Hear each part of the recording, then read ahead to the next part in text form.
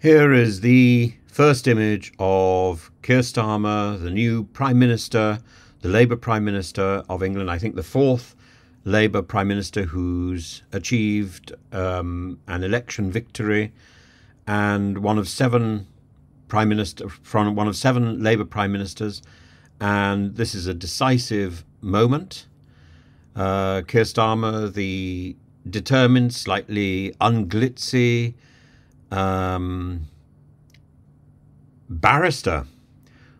Somebody pointed out a few minutes with a reference to Suella Braverman, that barristers don't necessarily make good MPs. Well, barristers don't necessarily make flashy MPs. Keir Starmer is a good example of that. He likes to get things done. So I look forward to hearing more about what he gets done in the next few days, because I think it's going to be significant, fast, and dramatic.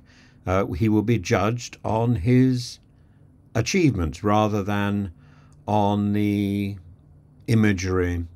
But I would hope that he starts picking up the mess. And if, for example, he is able to clear the backlog in the immigration build-up in the hotels, then effectively in one fell swoop, he wipes out the whole raison d'etre for Reform UK. And that would be a universal blessing, really. And he said that he doesn't see rejoining the EU in his lifetime. Well, that may well be true.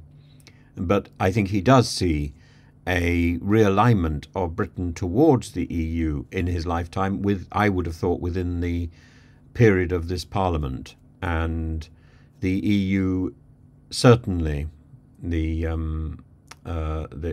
heads of the EU countries are keen to have a better relationship with Britain than one that has dominated the last 14 years, and dominated not simply because of Britain's intransigence, but also because of the presence of Farage in the European Parliament, and then Farage's project of the referendum. Farage. One of the priorities of the new Prime Minister is to de-Farage the administration. And Farage may be in Parliament, but he shouldn't be dominating the activities of Number 10 and the projections from the British government into Europe. That should be Keir Starmer, the Labour Party, our diplomatic efforts to restore credibility, to restore a proper, mature working relationship with our friends and neighbours across the waters. And I think personally one of the priorities must be to build consulates along the French coast to deal with anybody who tries to come to the UK, to stop them first, to interview them, and to give them some sort of temporary status, so that the traffickers and the smugglers are out of business by definition, by legal definition, simply by practice. And that issue is broken immediately. No one is put off by a deterrent, because the greatest deterrent of all is the threat to someone's life, and they've already engineered that. They've already escaped from that. There is no deterrent greater.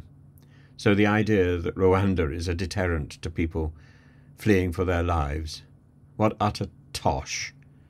And Sunak, Suella Braverman, Priti Patel, Cleverly, all of these people should know better.